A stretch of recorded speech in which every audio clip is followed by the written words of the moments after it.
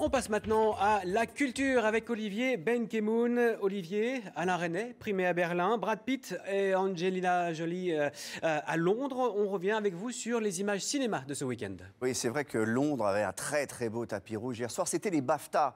Qu'est-ce que c'est que les BAFTA? C'est l'équivalent de nos Césars. On va voir les images. Il y avait effectivement Leonardo DiCaprio qui était nommé comme meilleur acteur pour Le Loup de Wall Street. Il n'était pas le seul. Il était accompagné de Martin Scorsese, réalisateur, nommé également au titre de meilleur réalisateur pour Le Loup de Wall Street. Ils sont repartis bredouille tous les deux.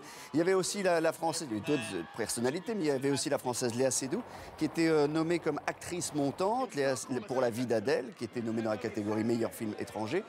Il n'y a rien eu non plus pour La vie d'Adèle. Et puis voilà, sur le tapis, Angelina Jolie, Brad Pitt. Brad Pitt qui était invité au titre de producteur de l'un des films événements de cette année qui s'appelle 12 Years a Slave.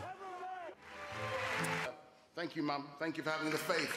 Never give up. Mum is slavery. C'est un film terrible sur l'esclavage, d'après une histoire vraie, du Britannique Steve McQueen, film qui connaît également un beau succès en France. Il vient de dépasser le million d'entrées, film couronné donc du BAFTA du meilleur film de l'année, mais aussi du meilleur comédien de l'année pour Chiwetel Ejiofor, donc meilleur acteur, le voici.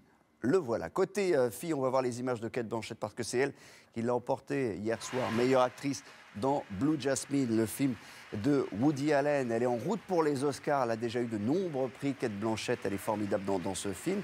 Et on va l'écouter parce qu'elle a rendu également hommage à l'un des grands manquants de cette soirée, le comédien Philip Seymour Hoffman, disparu il y a très peu de temps.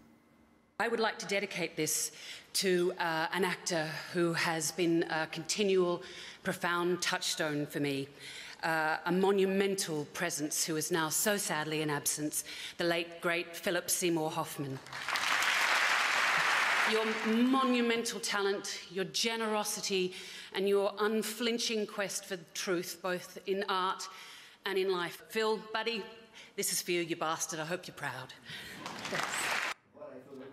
Gravity, parce que c'est quand même le film qui a remporté le plus de prix hier soir, d'Alfonso Cuarón, 6 BAFTA, dont celui du meilleur réalisateur. Donc, pour cet homme-là que vous avez vu, mexicain, Alfonso Cuarón, il est là, le voilà.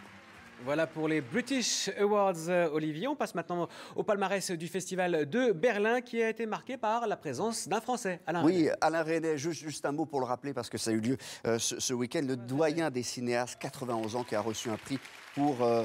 je vais vous dire le prix qui ouvre les nouvelles perspectives. Voilà, c'est le nom de ce prix pour un film qui s'appelle Aimer, boire et chanter, toujours avec son habituelle bande de comédiens qu'on adore, André Dussolier, Sabine Azema, etc. On vous en reparlera de ce film.